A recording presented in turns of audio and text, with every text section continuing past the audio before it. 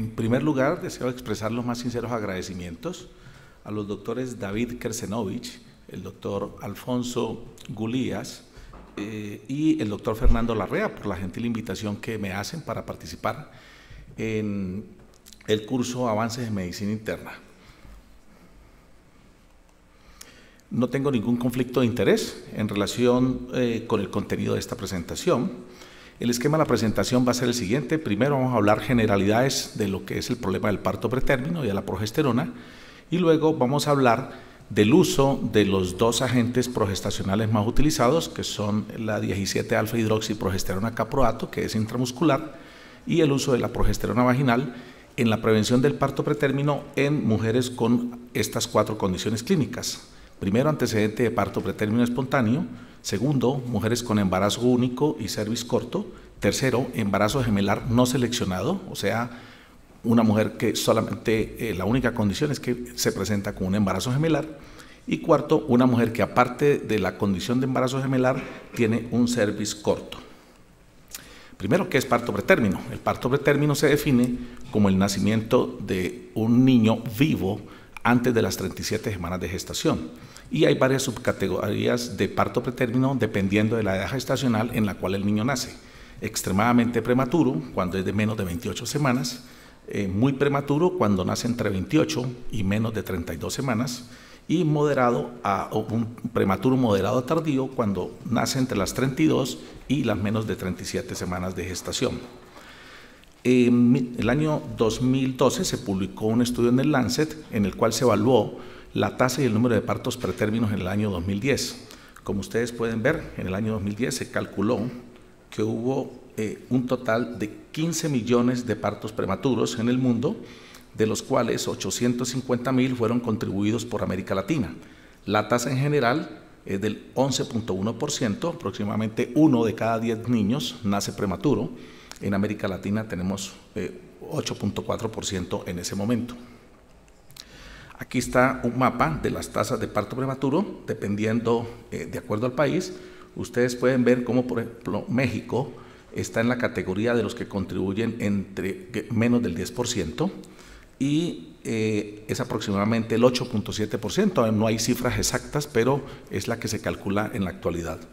Aquí en este mapa pueden ver ustedes el número de partos, y fíjense que ya México contribuye, está en este grupo de países que contribuye entre 100.000 y menos de 250.000 partos anuales.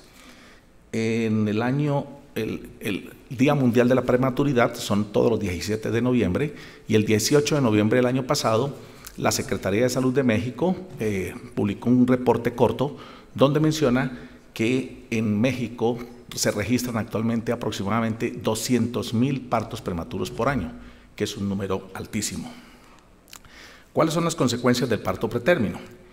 La primera es la primera causa de mortalidad en niños menores de 5 años.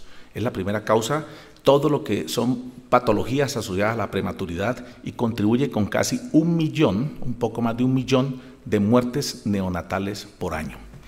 Además de esto, el parto pretérmino es la principal causa de morbimortalidad perinatal.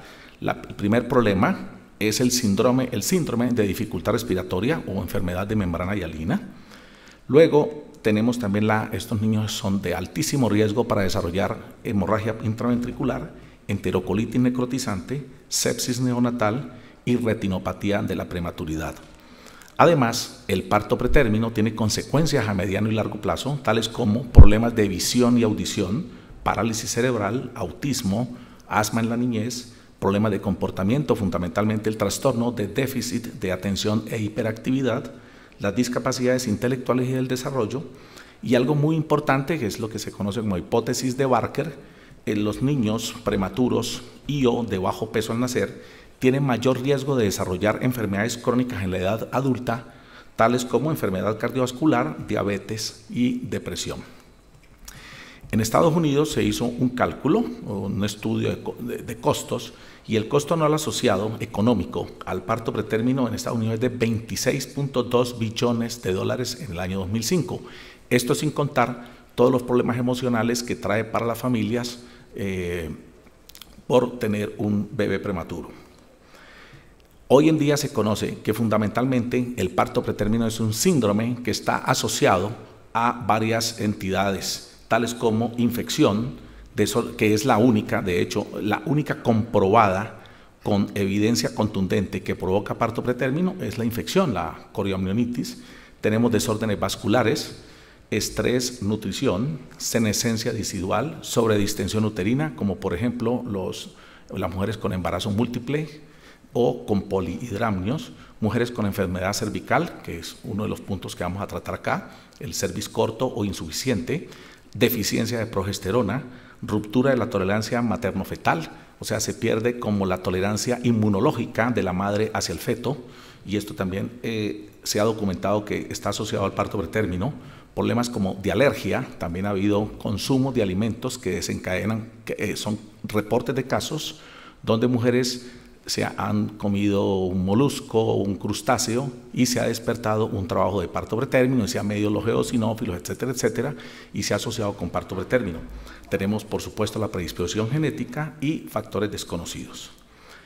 Quería mencionar los predictores de parto pretérmino. En el año 2011 publicamos este trabajo con el grupo de Oxford. Evaluamos todos los predictores biomarcadores en sangre, en orina, en líquido amniótico, y llegamos a la conclusión que ninguno de los biomarcadores evaluados cumplía los criterios para ser considerado clínicamente útil. Esto fue en el año 2011. Hoy, en el año 2018, es exactamente lo mismo en mujeres asintomáticas. Todo lo que yo voy a hablar es mujeres asintomáticas, no con síntomas de trabajo de parto pretérmino, no, asintomáticas que acuden a un control prenatal.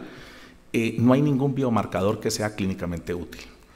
Sin embargo, sí conocemos factores de riesgo, que son los que, en los que se está trabajando en la actualidad y en los que se está concentrando en la prevención del parto pretérmino. El primero es el antecedente de parto pretérmino. Esta es una revisión sistemática y un metaanálisis publicado en British Medical Journal el año pasado, donde se encontró que una mujer que ha tenido un antecedente de parto pretérmino espontáneo, no indicado, sino espontáneo, tiene un 30% de riesgo de nuevamente tener un parto pretérmino, y esto es uno de los principales factores de riesgo. El otro es fundamentalmente el embarazo múltiple. Como ustedes pueden ver, estas son las estadísticas vitales, el número de nacimientos, el último publicado en los Estados Unidos, correspondiente al año 2016, y en el cuadro rojo ustedes pueden ver cómo el parto pretérmino para embarazo único es 8%, mientras que el parto pretérmino en gemelos es casi el 60%, en triples el 98%. Aquí está el parto pretérmino de menos de 34 semanas, mientras en embarazo único es 2.1%, en embarazo gemelar es casi 20% y 66% en triples. Ya cuádruples o más es casi del 100%. Entonces es otro factor de riesgo reconocido. El otro factor de riesgo es el cervix corto. El cervix corto en una mujer asintomática es una medición que se hace con un ultrasonido transvaginal. Se mide el cervix, esto es una medición que toma 1 minuto, y se ha encontrado que esto es un factor de riesgo importante. Es en lo que más se ha trabajado en los últimos 10 años en investigación perinatal y en la prevención del parto pretérmino. Esto salió el trabajo seminal publicado por el Dr. Jay Iams en el año 1996, donde a 3.000 mujeres nulíparas se les midió la longitud cervical sonográfica transvaginal a las 24 semanas, y a medida, como ustedes ven, que va disminuyendo la longitud del cervix, se incrementa el riesgo de parto pretérmino de menos de 35 semanas. Y aquí está, por ejemplo, aquí está por percentiles. El percentil 25 corresponde el percentil 10 aproximadamente a 26 milímetros, y aquí lo que nos dice esta gráfica es que las mujeres que tienen un cervix menor de 26 milímetros tienen 7 veces mayor riesgo de parto pretérmino de menos de 35 semanas que aquellas que tienen más de 26 o más. Cuando el cervix es más corto, por ejemplo el percentil 1, 12 milímetros, una mujer asintomática con un cervix de 12 milímetros tiene 14 veces mayor riesgo de desarrollar parto pretérmino de menos de 35 semanas. Y aquí esta gráfica que presentó el doctor Iams en este estudio dividió a las mujeres dependiendo de la longitud cervical, aquellas que tenían longitud cervical de más de 25 milímetros versus las que tenían 25 milímetros o menos. Y aquí estas son unas curvas de sobrevida. Fíjense ustedes cómo las mujeres con una longitud cervical de igual o menor a 25 milímetros, el 20% ya habían tenido parto antes de las 35 semanas versus solamente el 5% en las que tenían más de 25 milímetros. A raíz de este estudio, este reporte, se define un cervix corto como aquel que tiene una longitud cervical de 25 milímetros o menos. Esto es para que lo tengamos presente. Luego, múltiples estudios, inclusive realizados por nuestro grupo en Detroit, hemos determinado que un cervix corto es un buen predictor de parto pretérmino espontáneo, tanto en embarazo único como en embarazo gemelar. Las causas del cervix corto son varias, estas son las principales. Una es un defecto congénito, mujeres expuestas a dietilestilbestrol, cuando ustedes recuerdan esto en los años 60, 70, 50, 60, las mujeres cuyas madres habían consumido este medicamento tenían un cervix corto, muchas de estas, quirúrgico, mujeres a las que se practica una conización, el verdadero cervix insuficiente y muy importante, la infección y la inflamación también se asocia a un cervix corto. En los 70s, el doctor Sapo fue el primero en determinar la función de la progesterona, que era una hormona clave en el mantenimiento del embarazo durante el primer trimestre. Y su descubrimiento se vio después fortalecido por el hecho que cuando se bloquean los receptores de progesterona con sustancias como el RU486 o con la mifepristona, se produce una pérdida del embarazo temprana. Además, cuando se administra RU486, o sea, una antiprogesterona que bloquea los receptores, en mujeres en el tercer trimestre provoca un reblandecimiento del cervix, un acortamiento que puede llevar a la actividad uterina. En el año también 1970, en Francia, el doctor Émile Papiernik fue el primero en utilizar progesterona para prevenir el parto pretérmino en mujeres de alto riesgo. Es fundamental distinguir que la progesterona, hay dos tipos de progesterona, una natural y otra que es sintética.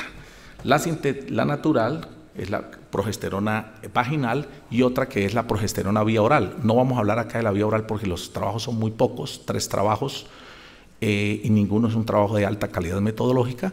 La alta calidad metodológica son estudios que han evaluado estos dos tipos de progestágenos. Uno el natural, progesterona vaginal, y otro el 17-alfa-hidroxiprogesterona caproato.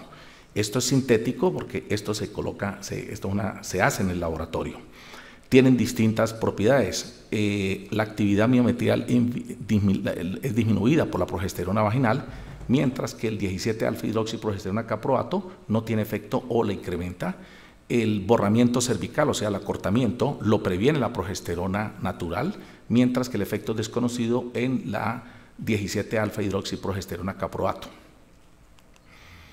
En este momento no sabemos cuál es el mecanismo de acción por el cual los progestágenos previenen el parto prematuro. Estas son todas las principales hipótesis que se han publicado a lo largo de estos años, pero solamente hay dos que parecería ser. Una es que tiene un efecto antiinflamatorio al inhibir toda la cascada de la inflamación que está asociada al parto pretérmino, y el otro es un incremento en la concentración local de progesterona en los tejidos gestacionales que es un contrapeso a la disminución fisiológica de la acción de la progesterona que lleva al trabajo de parto pretérmino. Vamos a empezar entonces primero hablando del progestágeno sintético, que es la 17-alfa-hidroxiprogesterona caproato, que la vamos a llamar de ahora en adelante 17-OHPC. Primero, antecedente de parto pretérmino espontáneo. El uso, esto está aprobado en los Estados Unidos, el uso de este 17-OHPC está basado en esta investigación clínica aleatorizada publicada en el año 2003 por el doctor Miss, en el cual mujeres con un antecedente de parto pretérmino espontáneo fueron randomizadas en una proporción de 2:1 para recibir un placebo o recibir 17-OHPC semanal 250 miligramos desde la semana 16 a 20 hasta la semana 36. ¿Qué fue lo que encontró este estudio? Una disminución estadísticamente significativa del 34%. Aquí voy a mostrar muchos riesgos relativos. La lectura de esto es muy sencilla. Simplemente cuando el intervalo de confianza no incluye el 1, se considera que es estadísticamente significativo. Y para ver el efecto, cómo se cuantifica el efecto, simplemente restar de 1. Así que Si a 1 le restamos 0,66, quiere decir que el uso de 17-OHPC en estas mujeres se asoció con una disminución del 34% en el riesgo de tener una recurrencia de parto pretérmino espontáneo, y esto va desde un 46% hasta un 19%. ¿Cuál fue el problema? Que en el grupo placebo la frecuencia de parto pretérmino fue 55% y una frecuencia extremadamente alta. Ustedes recuerdan que yo les mostré en la cuarta, quinta diapositiva que el riesgo en general es 30%. Entonces se cuestionan que si esta es una población que no era representativa de la gran mayoría de mujeres con antecedente de parto pretérmino. También que si aquí se utilizó en el grupo placebo el aceite de castor, y el aceite de castor se ha visto que tiene propiedades pro actividad uterina. Entonces hay muchas controversias con respecto a este estudio, además que disminuyó, como ven ustedes acá, el parto pretérmino en menos de 35, menos de 32 semanas de gestación. También se asoció con un incremento, hubo mayores pérdidas del embarazo antes de la semana 20, 5 en el grupo de 17-OHPC versus ninguna en el grupo placebo. También hubo una disminución de peso al nacer de menos de 2.500 gramos, sin embargo, como ustedes pueden ver, también se asoció con un incremento en muerte fetal ante parto e intraparto. Estas 6 más las 5 anteriores antes de las 20 semanas son 11 versus 2 en el grupo placebo. El uso de 17-OHPC disminuyó el riesgo de soporte ventilatorio, el uso de suplementario de oxígeno y hemorragia intraventricular de cualquier grado. Hay estudios de seguimiento a la edad de 4 años, esto fue publicado en el año 2007, y vieron, eso es en el seguimiento a los niños a la edad de 4 años, aquellos expuestos a 17-OHPC intraútero versus aquellos expuestos a placebo, y no hubo ninguna diferencia. La revisión de la Cochrane, estos metaanálisis mostraron, incluyendo otros, aparte del estudio de mis 3 estudios más pequeños, 2 estudios pequeños, que el uso de 17-OHPC disminuye la mortalidad perinatal, disminuye muerte neonatal y disminuye el parto pretérmino en menos de 37 semanas. Con base en el estudio de MIS, tanto el Colegio Americano de Obstetras y Ginecólogos como la Sociedad de Medicina Materno-Fetal recomiendan el uso de 17-OHPC en embarazo único y antecedente de parto pretérmino espontáneo. Sin embargo, como emergieron estas dudas por la tasa tan alta de parto pretérmino en el grupo placebo y el incremento, aunque no fue significativo, de las muertes fetales, la FDA en el año 2011 aprobó esta droga para ese uso, pero fue una aprobación parcial provisional sujeta a que se hiciera un estudio confirmatorio. Ese estudio confirmatorio empezó hace casi 10 años, reclutó 1.710 mujeres y se está evaluando nuevamente el 17-OHPC versus el placebo, y los resultados están justamente para el próximo mes, finaliza el estudio, así que el año que viene seguramente vamos a tener el resultado y vamos a ver si corrobora los resultados del estudio de MIS en el año 2003. Hasta ahora está aprobado. Embarazo único y cervix corto. Solamente hay un estudio que ha evaluado el uso de 17-OHPC en mujeres con un cervix corto. El cervix corto se consideró como aquellas nulíparas con un cervix de menos de 30 milímetros. Este estudio fue publicado hace 6 años. Se randomizaron un total de 657 mujeres, 327 17-OHPC, 330 placebo, 0 pérdidas en el seguimiento. Y este estudio mostró que no hubo ninguna diferencia estadísticamente significativa en parto pretérmino de menos de 37 semanas entre el grupo 17-OHPC y el placebo, así como tampoco en ninguna de las otras medidas de resultado, tanto de parto pretérmino de menos de 35, menos de 32, menos de 28, y tampoco hubo ningún efecto en resultados perinatales, con excepción de sepsis de origen temprano, de inicio temprano, que fue menor en el grupo de 17-OHPC.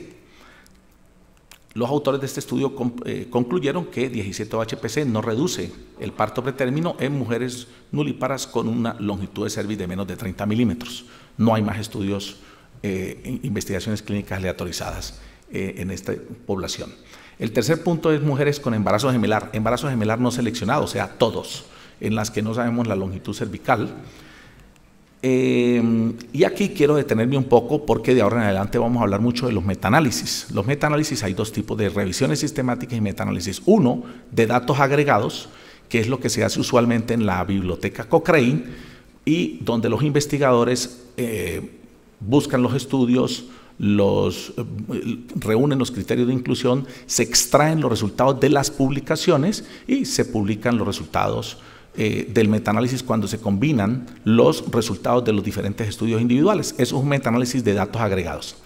Hoy en día, el estándar de oro en las revisiones sistemáticas y metaanálisis es el metaanálisis de datos de pacientes individuales, que se conoce como IPD metaanálisis. Este es el estándar de oro, ¿por qué?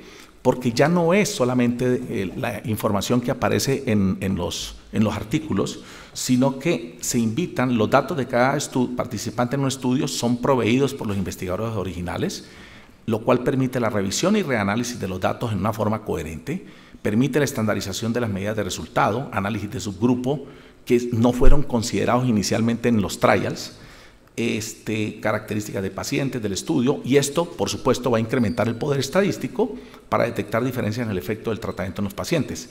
Estos principios que yo les muestro aquí, esto aplica para todas las áreas de la medicina, y un buen ejemplo de esto lo ha dado oncología. Por ejemplo, en manejo de pacientes de cáncer de mama hay un consorcio muy importante donde todos estos trials de tratamientos, ya sean paliativos o prevención del cáncer de mama, tiene un consorcio donde todos aportan sus bases de datos de cada uno de los pacientes.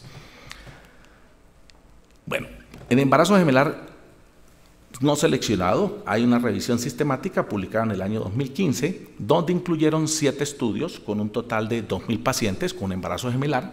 Esos 7 estudios en los cuales se evaluó el 17-OHPC versus placebo o no tratamiento. Y la medida de resultado es una medida de resultado compuesta de morbimortalidad perinatal. Miren ustedes acá, el intervalo de confianza es la barra azul, todas incluyen el 1, por lo cual no hay ninguna disminución estadísticamente significativa en parto pretérmino, y más bien fíjense que hay una tendencia a que sea mayor en el grupo control, en el grupo placebo. Y aquí ven ustedes también los resultados perinatales, nuevamente, no hay ninguna estadísticamente significativa, pero fíjense que hay una tendencia que estos puntos están más hacia la derecha, como sugiriendo que el 17-OHPC podría ser perjudicial en el embarazo gemelar. De hecho, estos autores hicieron un análisis de subgrupo de acuerdo a la longitud cervical. Miren acá, en mujeres con un cervix corto, en el momento de la randomización, el riesgo relativo de esta medida compuesta de morbimortalidad perinatal fue 1.60, pero no fue significativo. En las mujeres con un cervix igual o menor a 25 milímetros antes de la semana 24, esto es 2.50, 2.25 veces más, no es significativo porque incluye el 1, pero esto está muy cerca del 1. Sin embargo, en las mujeres con más de 25 milímetros hay un incremento de 2 veces en el riesgo de morbimortalidad perinatal, que es significativo, así como en las mujeres que tienen más de 25 milímetros antes de la semana 24. El editor del British Journal de Obstetrics and Gynecology nos invitó a hacer un editorial sobre este paper.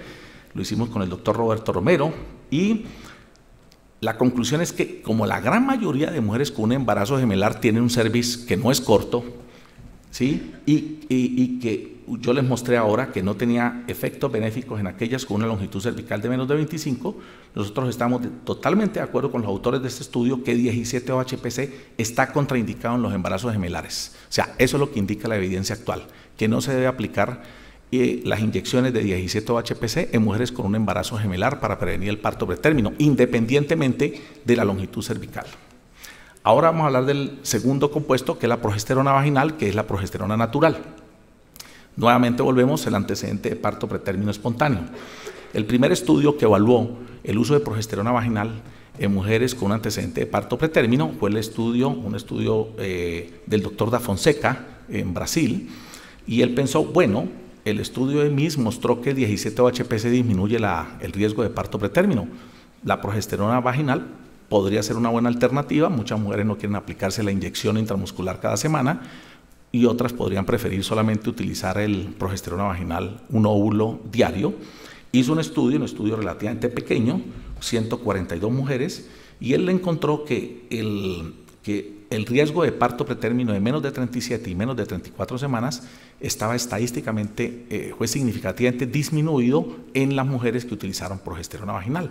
Ese fue el primer estudio, en el año, fue publicado en el año 2003, muy parecido a la época del doctor Miss. Sin embargo, en el año 2007 se publica el primer estudio en los Estados Unidos, un estudio multicéntrico del doctor John O'Brien, en el cual ya era un número mayor de mujeres, 659, con antecedente de parto pretérmino espontáneo, fueron aleatorizadas para recibir progesterona vaginal 90 miligramos día versus placebo. Aquí están los resultados. Estos son los resultados de parto pretérmino. No hubo ninguna diferencia entre el grupo placebo y el grupo de progesterona vaginal en parto pretérmino de menos de 37, menos de 35, menos de 32, menos de 28.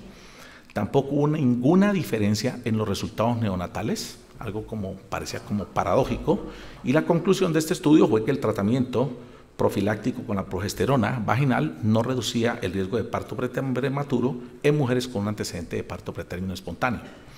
Luego, en el año 2016, se publican los resultados del estudio Optimum, realizado por la doctora Jane Norman, un estudio multicéntrico que la gran mayoría de pacientes eran del Reino Unido. Tenía varios criterios de inclusión, entre ellos embarazo único y una historia de parto pretérmino espontáneo, un test de fibronectina fetal positivo o una mujer con un cervix corto, igual o menor a 25 milímetros. Este estudio tuvo 3 medidas de resultado, una obstétrica, que era parto pretérmino de menos de 34 semanas o muerte fetal, una neonatal, que era muerte neonatal o injuria cerebral o displasia broncopulmonar, y una medida que a los 2 años de edad, que era el puntaje cognitivo de Bayley 3. Aquí ven ustedes, en rojo se ven las mujeres, la gran mayoría de las mujeres aleatorizadas tenían un parto pretérmino espontáneo, 77% en el grupo progesterona vaginal, 73% en el grupo de placebo. Estos son los resultados de toda la cohorte. En todas las mujeres no hubo ninguna diferencia estadísticamente significativa en ninguna de las 3 medidas de resultado. Y acá, en el grupo específico de mujeres con historia de parto pretérmino espontáneo, miren ustedes, aquí es odd ratio, incluye la unidad, no fue significativo. Sin embargo, hay una disminución significativa, aproximadamente del 50% en el resultado neonatal, y no hubo diferencias en el resultado de Bayley 3 entre los niños expuestos a progesterona vaginal y aquellos expuestos al placebo. Luego, el año pasado, se publica el último estudio que estaba pendiente, que era el estudio, el Progress. Este se hizo en Australia y Nueva Zelanda por la doctora Caroline Crowther, en el cual mujeres con un antecedente de parto pretérmino espontáneo fueron aleatorizadas para recibir progesterona vaginal o placebo. Este estudio nuevamente encuentra que no hay ninguna diferencia. La medida de resultado primaria fue síndrome de dificultad respiratoria.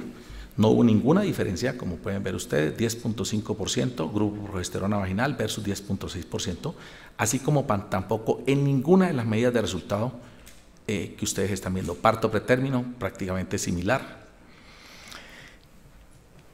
Así que yo les mostré ya los resultados de 4 estudios. Hay 5 estudios más, todos realizados en la India, realizados 2, en Irán 2 y en Turquía 2.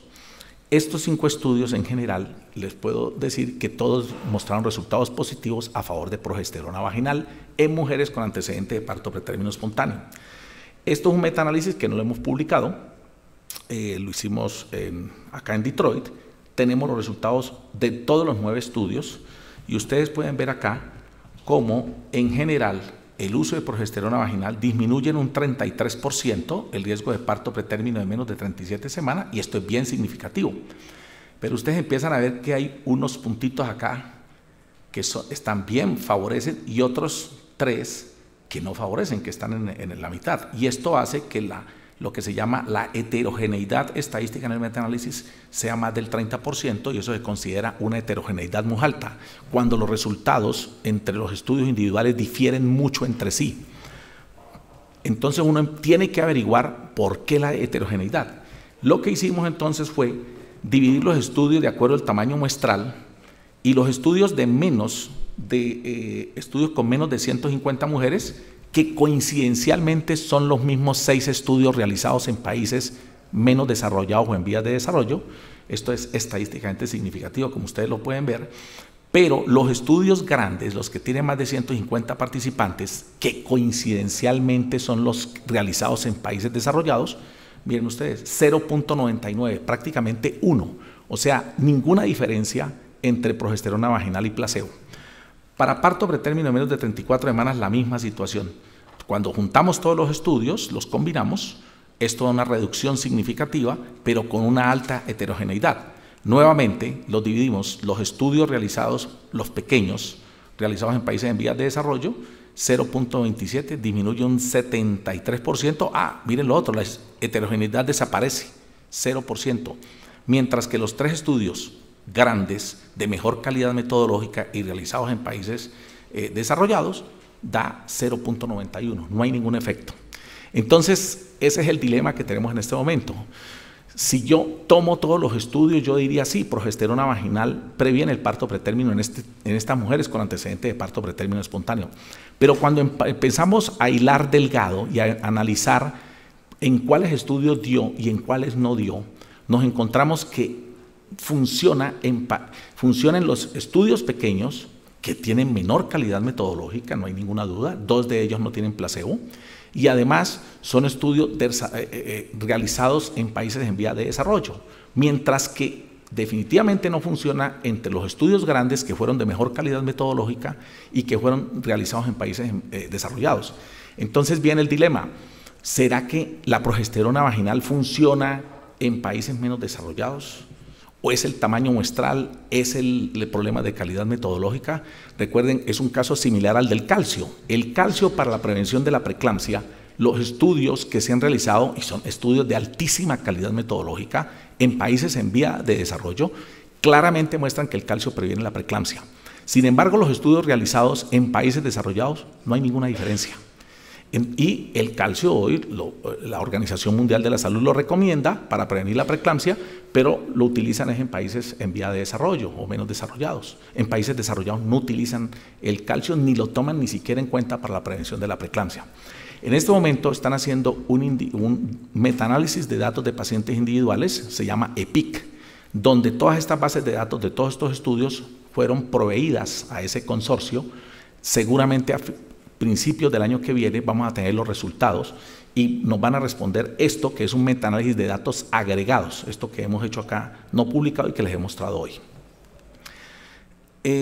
Aquí tenemos este mismo metaanálisis, encontramos que muchos de progesterona vaginal no disminuye mortalidad perinatal, no disminuye síndrome de dificultad respiratoria, solamente disminuye sepsis neonatal y la admisión a la unidad de cuidado intensivo neonatal en mujeres con antecedente de parto pretérmino espontáneo. La respuesta, nuevamente les digo, la vamos a tener el año que viene con el estudio EPIC. Veamos mujeres con embarazo único y cervix corto.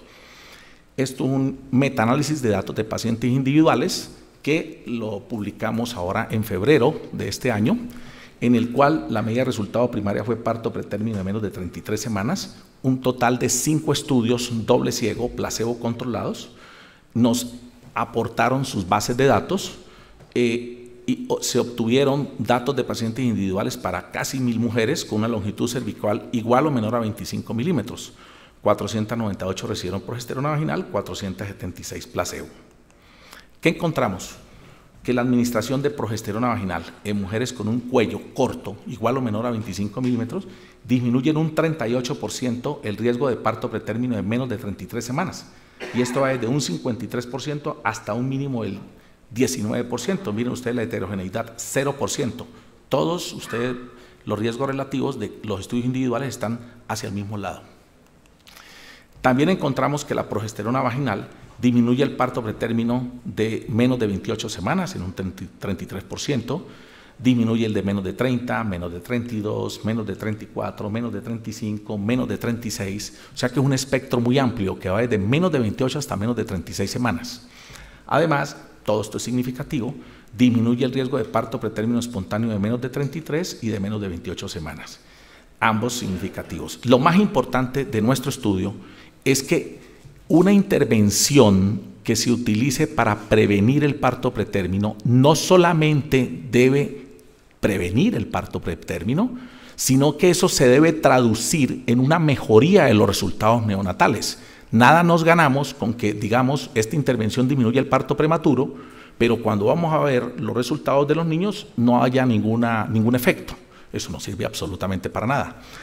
Y lo importante de este estudio es esto, es que vimos que no solamente disminuye el parto pretérmino, sino que disminuye el síndrome de dificultad respiratoria en un 53%, morbimortalidad neonatal 41%, el ingreso a la unidad de cuidado intensivo 32%, peso al nacer de menos de 1.500 gramos y peso al nacer de menos de 2.500 gramos, y todo esto es estadísticamente significativo. Además, hay una disminución en la mortalidad perinatal que fue casi marginalmente significativa, el P es de 0.07 y el uso de ventilación mecánica, una reducción del 35% que tampoco fue significativa, pero estuvo cerca de la significancia. Además, evaluamos el efecto de la progesterona vaginal sobre el neurodesarrollo, salud del niño a los 2 años de edad y otros resultados. No hubo ninguna diferencia en neurodesarrollo entre los niños expuestos a progesterona vaginal y aquellos expuestos a placebo. Además, los efectos adversos maternos, fíjense ustedes, un poquito más altos en el grupo progesterona vaginal, pero esto no alcanzó significancia estadística. Y algo bien importante, anomalías congénitas prácticamente similar, el grupo progesterona vaginal y el grupo placebo. Y esto corrobora hallazgos previos. Ustedes saben que la progesterona vaginal se utiliza para el soporte de los embarazos en los que se utiliza técnicas de reproducción asistida, y ya hay mucha evidencia que muestra que aún en esos embarazos donde se utiliza la progesterona vaginal desde edades gestacionales muy tempranas, no hay ningún efecto nocivo o deleterio sobre anomalías congénitas. Esto es un análisis de subgrupo importante, simplemente para decir que la progesterona vaginal es efectiva en mujeres con o sin antecedente de parto pretérmino espontáneo, y es también independientemente de la dosis. Estudios que utilizaron 200 miligramos versus estudios de 90 a 100 miligramos, ambos disminuyeron parto pretérmino de menos de 33 semanas. En conclusión, y esto es evidencia final, porque ya no hay más estudios, la progesterona vaginal disminuye el riesgo de parto pretérmino y mejora los resultados perinatales en mujeres con un embarazo único y un cuello corto. Por eso es que las mujeres en el embarazo en el segundo trimestre, se les debe medir el cuello entre la semana 16 y 24, en forma a todas, universal, sin ningún efecto deleterio demostrable sobre el neurodesarrollo de los niños. Esto es un estudio que publicamos en el año 2016, no un estudio, sino un artículo donde evaluamos las implicaciones de salud pública del uso de progesterona vaginal, de la medición universal de la longitud cervical en todas las mujeres embarazadas, y hemos concluido que la implementación de la medición universal de la longitud cervical y la administración de progesterona vaginal a aquellas mujeres con un cervix corto reduciría 31.800 casos de parto pretérmino a menos de 34 semanas y 19.800 casos de morbilidad neonatal severa o mortalidad neonatal en los Estados Unidos. El Colegio Americano de Obstetras y Ginecólogos, así como la Sociedad para Medicina Materno-Fetal, han aprobado, recomiendan el uso de progesterona vaginal en mujeres con un cervix corto. Lo mismo las guías NICE en el Reino Unido y FIGO, la Federación Internacional de Ginecólogos y Obstetras. Este es el esquema de manejo que nosotros hemos propuesto para las mujeres con un embarazo único, con o sin antecedente de parto pretérmino espontáneo. Se hace una medición única de la longitud cervical, 18 a 24 semanas. La que tiene más de 25 milímetros se continúa su cuidado obstétrico de rutina, y si la mujer tenía un parto pretérmino espontáneo previo, va a seguir recibiendo su 17-OHPC. Esto aplica en los Estados Unidos. Muchos otros países del mundo, la gran mayoría, no utilizan 17-OHPC en mujeres con este tipo de antecedente. Las mujeres con una longitud cervical corta, un cervix corto igual o menor a 25, no tiene parto pretérmino espontáneo, se le debe ofrecer progesterona vaginal. Si tiene un antecedente de parto pretérmino espontáneo y está recibiendo 17-OHPC, hay dos alternativas: 1, progesterona vaginal, y 2, cerclaje. Sí, el cerclaje es unas suturas que se coloca alrededor del cuello como intentando cerrarlo. Si la mujer opta y el médico llegan a un acuerdo con progesterona vaginal, se suspende la inyección de 17-OHPC. Si la mujer y el médico, por el contrario, optan por el cerclaje, se debe continuar el 17-OHPC. Ahora vienen los dos últimos puntos. El embarazo gemelar no seleccionado. El mismo metaanálisis del Dr. Chuit, publicado en el British Journal of Obstetrics and Gynecology en el 2015, evaluó el uso de progesterona vaginal en mujeres con embarazo gemelar. Fueron un total de 7 estudios, 1.735 mujeres, en las cuales la dosis máxima que se utilizó fue 200 miligramos día de progesterona vaginal. No encontraron ninguna diferencia en la medida de resultado de morbimortalidad perinatal entre progesterona vaginal y control en embarazo gemelar para parto pretérmino desde menos de 37 a menos de 28. Tampoco hubo ninguna diferencia en ninguna medida de resultado neonatal. La conclusión de los autores de este estudio fue que en mujeres no seleccionadas con un embarazo gemelar, el tratamiento con progestágenos, ya lo habíamos mostrado antes, 17-OHPC o progesterona vaginal, no mejora los resultados perinatales. Y un resultado similar con embarazo múltiple, donde habían triples, cuádruples, que son una minoría de estudios de la Cochrane, también concluyó que la progesterona vaginal o la 17-OHPC, el sintético intramuscular, no disminuyen el riesgo de parto pretérmino en embarazo gemelar. Ahora veamos embarazo gemelar y cervix corto. Aquí también realizamos un metaanálisis de datos de pacientes individuales.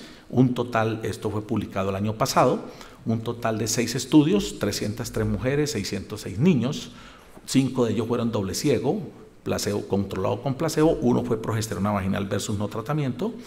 La dosis diaria varió entre 100 y 400 miligramos.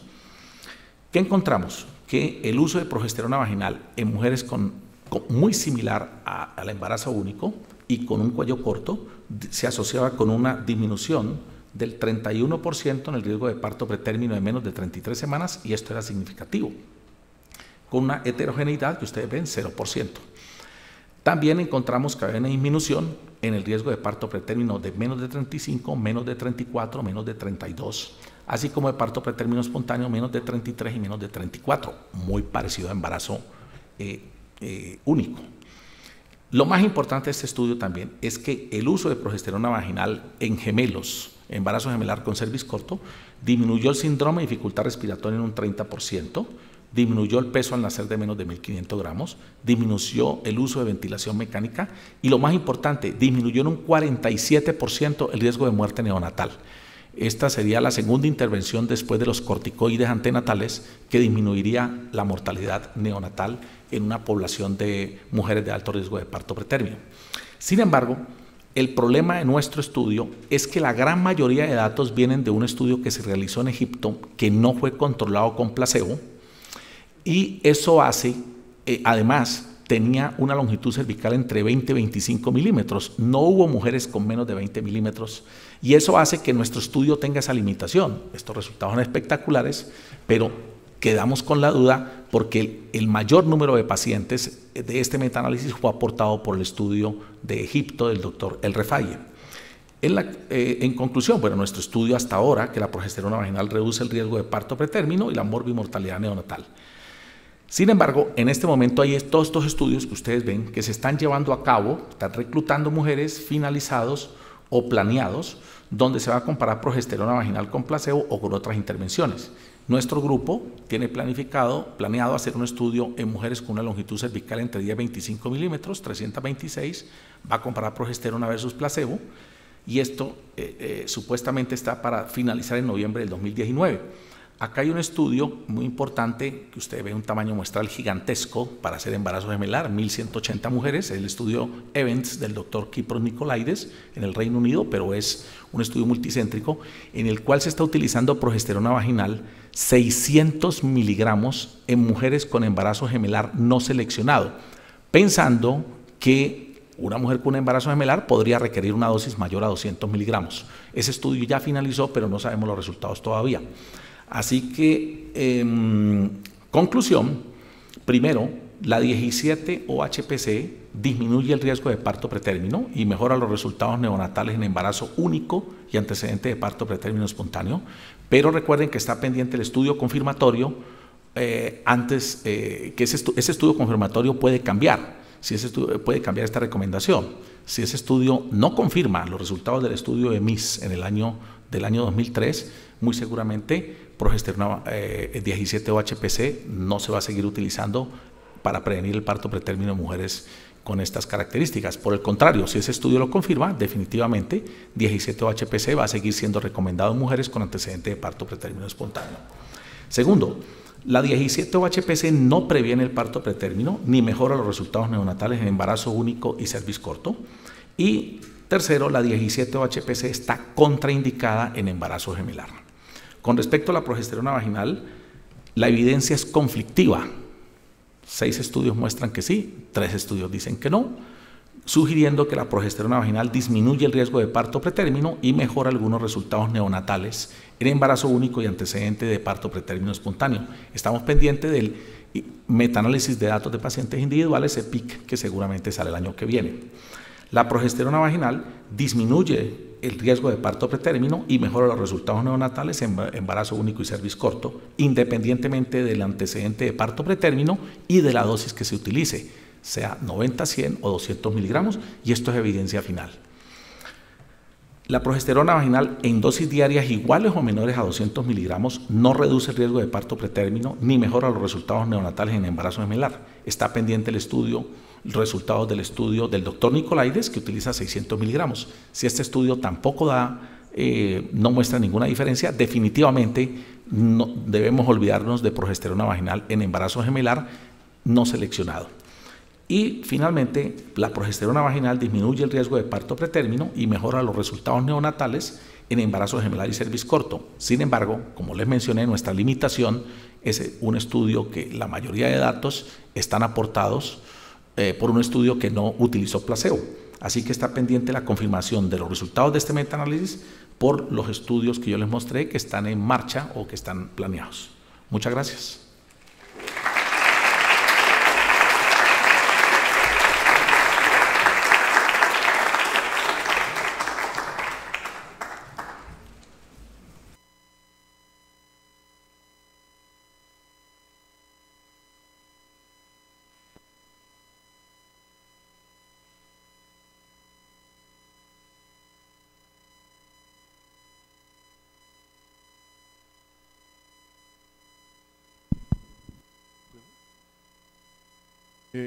Muchas gracias, muy interesante su plática, doctor.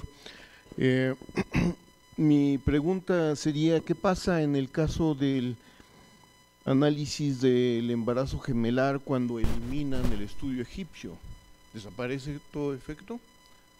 O sea, porque usted mismo cuestiona la calidad del estudio egipcio, no usaron placebo, ¿qué pasaría? Exacto, cuando se... Sí, eso es lo que llama un análisis de sensibilidad. Hicimos un análisis de sensibilidad donde excluimos los datos del estudio egipcio. Están reportados también. Por el tiempo no les mostré, me da pena con ustedes, casi una hora en esto, pero quería mostrarles toda la evidencia. Cuando hicimos el análisis de sensibilidad, hay una tendencia con los restantes 5 estudios, pero son menos de... El estudio egipcio puso casi 200 y pico mujeres. Los 5 estudios restantes ponen 90 y pico mujeres, así que hay una tendencia a la disminución del parto pretérmino, pero no es significativa cuando excluimos los números del estudio de Egipto. Sin embargo, la medida de morbimortalidad neonatal compuesta es significativa sin tomar en cuenta los números del estudio de Egipto. Entonces, muchas personas están recomendando el uso de progesterona vaginal. De hecho, en los Estados Unidos, por ejemplo en Filadelfia, el doctor Vincenzo Verghela es un investigador muy reconocido en el campo del parto pretérmino, lo está utilizando. Yo le decía el otro día, Vincenzo, nosotros no dijimos eso no lo dijimos en el paper, no fuimos muy cautelosos porque realmente tenemos que esperar los resultados de los otros estudios, y en esto uno tiene que ser muy honesto y decir claramente que en este momento no podemos recomendar el uso de progesterona vaginal en mujeres con un embarazo gemelar y un cervix corto hasta que no salgan los resultados de los otros estudios. Y bueno, Yo soy un internista y igualmente me intereso en metodología. Mi punto es, me parece un poco ambigua la postura que usted señala cuando hacen los metaanálisis y luego dicen necesitamos el estudio confirmatorio. ¿No es un poco contradictorio eso? O sea, de hecho a mí no me gustan los metaanálisis porque se puede sumar muchas cosas, desde bueno hasta malo. De hecho alguien decía que era la piedra filosofal de los metodólogos, ¿no? Entonces, ¿no es un poco contradictorio decir, bueno, ahora espero un nuevo ensayo clínico controlado que confirme lo que me dijo el metaanálisis? Claro, solamente hablamos, confirmatorio, hablamos de dos puntos. Uno, el uso de 17-OHPC en las mujeres con antecedente de parto pretérmino espontáneo. Ese estudio es grande, 1.710 mujeres, es multicéntrico, no solamente en los Estados Unidos, y se llama así, confirmatorio. La FDA lo puso así, estudio confirmatorio de 17-OHPC en mujeres con antecedente de parto pretérmino espontáneo. Y ese no es para metaanálisis. Del que hablamos de estudios confirmatorios es del embarazo gemelar. Y es por lo mismo, porque tenemos que ser cautelosos. Por eso en mujeres con embarazo único y cervix corto, lo decimos sin ninguna duda, ya esto es evidencia final, no hay más estudios, ya esto es evidencia final, no hay confirmatorios, no hay absolutamente nada. ¿Por qué? Para reclutar esas 974 mujeres, se tuvo que medir el cervix uterino aproximadamente en 140.000 mujeres. Entonces son estudios que, claro, yo no les mostré esto, son muy difíciles de hacer. El estudio, por ejemplo, el doctor Nicolaides reclutó 250 mujeres con un cervix de menos de 15 milímetros. Y ese estudio tuvo que medir el cervix en 30.000 mujeres. El estudio nuestro, el Pregnant Trial, tuvimos que medir el cervix en 70.000 mujeres para conseguir 459 que tuvieran cervix entre 10 y 20 milímetros. Entonces son estudios muy difíciles de realizar y por eso es evidencia final. Con el gemelar, por eso hicimos, es una IPD metaanálisis, que es gold standard, porque tenemos las bases de datos de esas 303 mujeres y esos 606 niños, pero claro, tenemos ese problema de que está el peso mayor, casi el 65% desde el punto de vista estadístico, de esos metaanálisis son por el estudio, que confiamos en ese estudio, ¿no? Hablamos con el doctor, la randomización fue hecha, fue una tabla de números al azar, etc. O sea, metodológicamente impecable, pero no tenían dinero para un placebo. Pero queda la duda siempre, cuando yo conozco quién está recibiendo y quién no, el famoso corazoncito, el sesgo, y es posible que muchos de esos niños, por ejemplo, que síndrome de dificultad respiratoria la disminuye. Si yo sé que recibió progesterona vaginal y yo tengo mi corazoncito, digo, no, este niño no, seguramente no tiene enfermedad de membrana hialina. En cambio, si yo no sé, cuando hay un placebo, yo no voy a saber cuál de los dos y yo no voy a tener ese problema del corazoncito. Entonces, es por eso que somos muy cautelosos con lo de progesterona vaginal en embarazo gemelar y cervix corto. Sí. Excelente revisión. Y creo que es muy importante en términos de salud pública y de intervenciones en salud pública, más allá de las decisiones clínicas individuales en el consultorio. En México efectivamente se pensó diseñar una intervención pública con progesterona, con pesario vaginal de progesterona, porque la premadurez es un problema importante en el país y creciente. Yo tengo dos preguntas. ¿Se han analizado indicadores intermedios de respuesta? Porque la medición del cuello se hace en edades relativamente tempranas y de hecho es una excelente oportunidad porque es el ultrasonido que se requiere obligatoriamente a las 20-22 semanas. Entonces, añadir la medición del cuello de manera rutinaria me parece una indicación muy importante. ¿Hay algún indicador intermedio de respuesta? Por ejemplo, la longitud del cuello en el segundo trimestre, tercer trimestre inicial, como respuesta biológica más allá del endpoint final. Y la segunda es más bien una duda metodológica. Estos resultados se me hacen muy parecidos a lo que sucede con la intervención con aspirinita en eclampsia, para la prevención de eclampsia, preeclampsia, donde el resultado es evidente solo en aquellas mujeres que tienen factores de riesgo y no es visible o no se evidencia en población general. Y aquí me parece igual, los resultados son evidentes en mujeres que tienen cuello corto. Ahora, si yo aplico la intervención a una población prácticamente general, ¿desaparece el efecto o ya no lo puedo visibilizar? No sé si logré. Bueno, la primera pregunta es, ninguno de estos estudios en su protocolo tomó en cuenta seguir midiendo el cervix y ver qué pasaba con el cervix posteriormente, o sea, no está incluido. Sin embargo, algunos no es por protocolo que se le debería realizar a todas. Sin embargo, algunos centros participantes, porque todo esto, la gran mayoría de estos estudios son multicéntricos, a motu propio decidieron seguir midiendo el cervix. Y se han publicado algunos análisis de subgrupo donde unos muestran que hay un efecto, que puede disminuirlo, otros dicen que no, o que lo alarga, otros que no. Pero el gran problema es que como no fue generalizado, es una población y ahí ahí sí tenemos sesgo, porque no estaba establecido en el protocolo. Entonces, es lo mismo la medición de la longitud cervical seriada. Eso tampoco, lo que pasa es que no les podía mostrar todo esto. Esto también lo hicimos ya, se publicó hace 2 años. Era una medición única versus medición seriada de la longitud cervical. Y definitivamente una medición única es exactamente lo mismo que una medición seriada de la longitud cervical. Por eso nosotros recomendamos claramente no hagan medición seriada de la longitud cervical, que eso es dinero, eso es molestia para la mujer. Una sola medición entre la semana 16 y 24, como dices tú, Rafaela, en la semana 20-22, cuando se hace el examen de anatomía patológica en la mujer, se hace la longitud cervical, no es necesario realizar otra medida.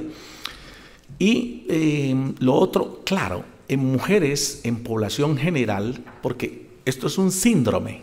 Entonces, el gran problema de estos síndromes es nosotros empezamos a buscar factores de riesgo. Yo les mostré a ustedes los más importantes: embarazo múltiple, la mujer con un cervix corto y la mujer con antecedente de parto pretérmino espontáneo. Hay, por ejemplo, hoy un solo estudio realizado en Egipto, uso de progesterona vaginal en mujeres con malformaciones uterinas o con miomas. Pero son estudios muy pequeños donde no tenemos conclusión. Así que en población general nosotros, no, absolutamente. De hecho, si a mí me preguntan, ¿a una mujer con antecedente de parto pretérmino espontáneo le administrarías progesterona vaginal? Yo diría en este momento no, porque yo estoy más con la calidad metodológica de esos 3 estudios grandes que fueron hechos en países desarrollados, porque los otros tienen deficiencias metodológicas, los estudios pequeños. Porque yo no puedo basarme en el metaanálisis grande. Ese es el problema de estos metaanálisis, que hay que hilar muy delgado. Y aprovecho también tu pregunta para decir que esta intervención de medir el cuello a todas las mujeres con embarazo único hasta ahora y administración de progesterona vaginal a aquellas con un cervix de 25 milímetros o menos, hay 9 estudios de costo-efectividad que muestran que es efectiva esta intervención, comparado con no screening, comparado con todo lo que ustedes se puedan imaginar.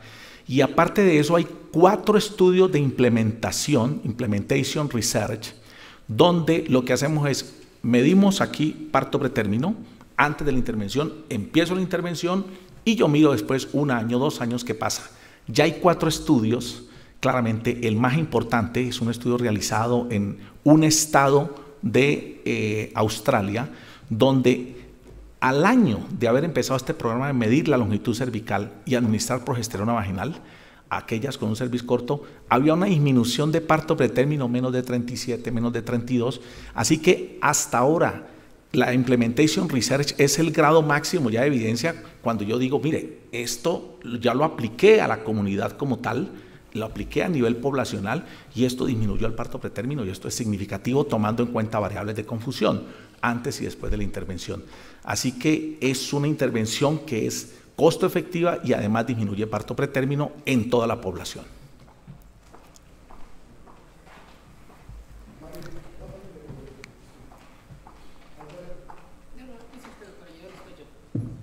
Existen estudios comparativos entre la progesterona vaginal y el caprato de 17-alfa-hidroxiprogesterona en cuanto a los efectos que se buscan, como para pensar que son acciones distintas o simplemente las vías de administración y los tiempos en que aparecieron los compuestos, porque evidentemente creo que puede haber también mucha variación en costos y en otros aspectos de administración práctica.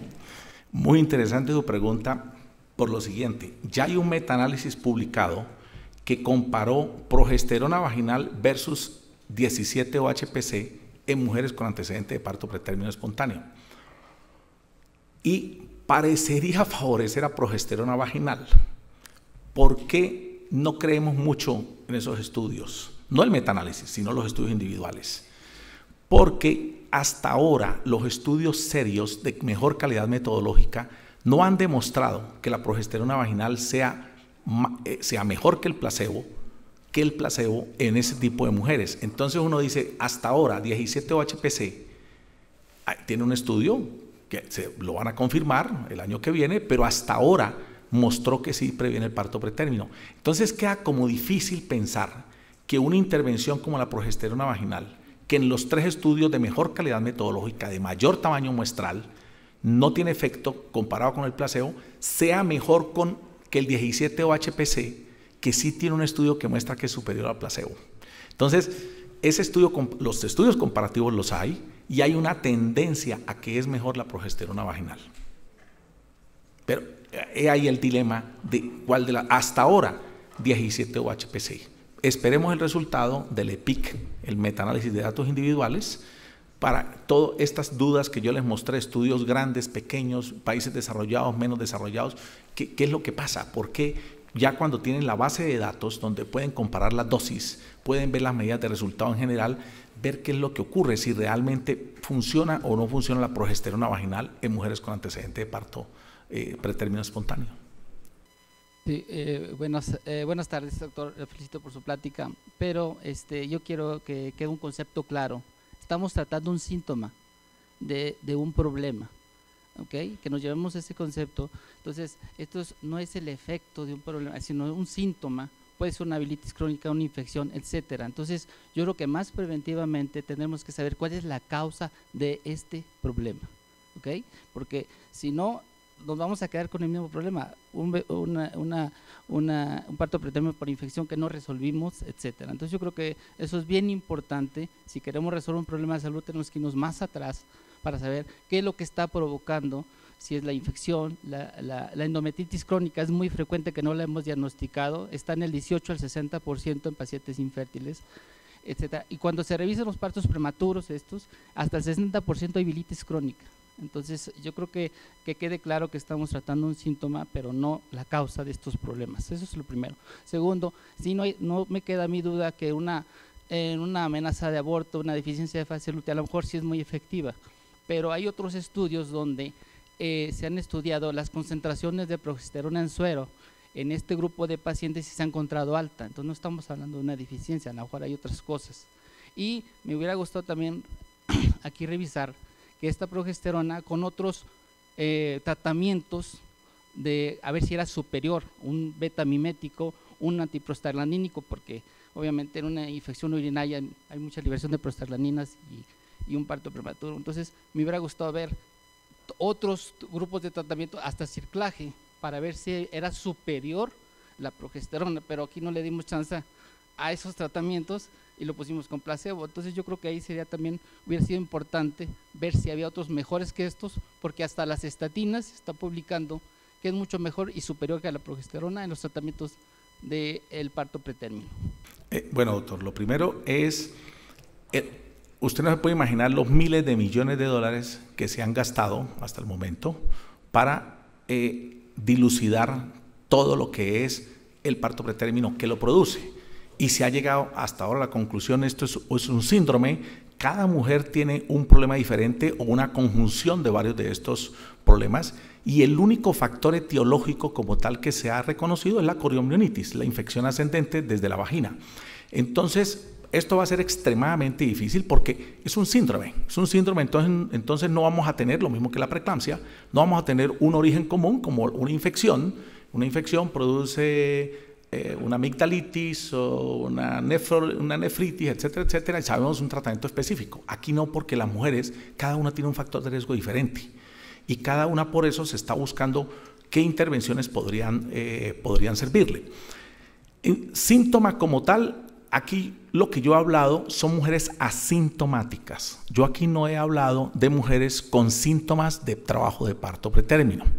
Por esa razón, no he hablado de betamiméticos o antiprostaglandínicos, porque en mujeres asintomáticas no tiene ninguna razón de ser. No hay ningún estudio que evalúe en mujeres asintomáticas el uso de prostaglandinas o se ha evaluado solamente el uso de antibióticos y no sirvió absolutamente para nada en mujeres asintomáticas, pero en mujeres sintomáticas, por supuesto, hay estudio de los agentes tocolíticos, antiprostaglandínicos, etcétera, etcétera. Entonces, por esa razón, no hablamos sino de mujeres asintomáticas.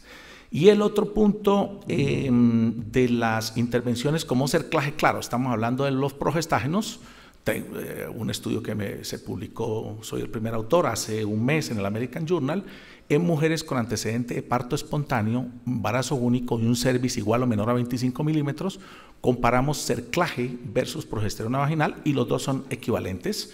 No lo iba a mostrar acá porque estamos hablando solamente de progestágenos.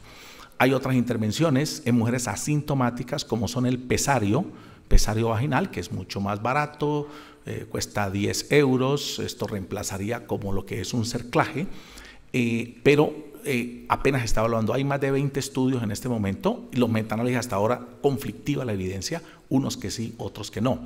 Entonces, lo de las estatinas ya también se está empezando a hablar, por ejemplo, para mujeres con preeclampsia. De hecho, ya hay diseñados varios randomized control trials donde se está evaluando estatinas versus placebo para prevención de la preeclampsia, pero hasta donde yo tengo conocimiento y vivo buscando esto en clinicaltrials.gov, no hay ningún trial en este momento registrado que esté evaluando estatinas para prevención de parto pretérmino. Es para prevención de la preeclampsia, pero no para parto pretérmino. Todavía no hay bases para pensar cómo las estatinas podrían disminuir el riesgo de parto pretérmino. Sin embargo, las estatinas podrían ser inclusive no solamente eficaces para disminuir la preeclampsia, sino para disminuir la muerte fetal. Entonces, por ahí están encaminados los estudios. Y lo que le digo... Perdón, Roberto, creo que ya el tiempo se nos fue encima. Creo que las estatinas podrían ser como antiinflamatorios. Claro, también, exacto, podrían ser antiinflamatorios, pero hasta ahora ni siquiera hay estudios observacionales donde hablen de estatinas para prevención del parto pretérmino. Bueno, el tiempo se nos fue encima. Gracias a todos por venir. Agustín, muchísimas gracias por haber venido. Sí. No, el gusto es mío. Sí.